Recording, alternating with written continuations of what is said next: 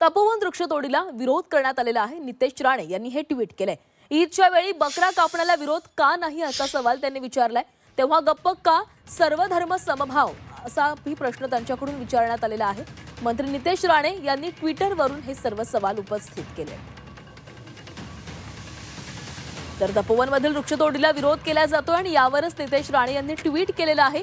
ईदच्या वेळी बकरा कापण्याला विरोध का नाही असा सवालही ते विचारतात। तेव्हा गप्प का बसता? सर्वधर्म समभाव नाही का असाही सवाल त्यांनी ट्विटद्वारे विचारलेला आहे।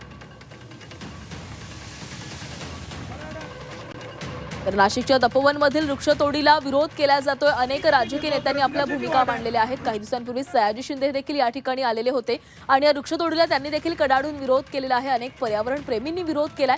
कलाकारही या विरोधामध्ये रस्त्यावर उतरलेले आहेत। आता नितेश राणे यांनी देखील ट्विट करत आपली भूमिका मांडलेली आहे। पाहूयात काय म्हणतायत ते।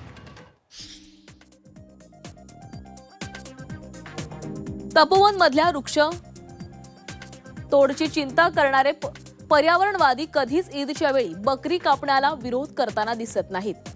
तेव्हा गप्प का? सर्वधर्म समभाव असं ट्विट जे आहे ते त्यांच्याकडून करण्यात आलंय।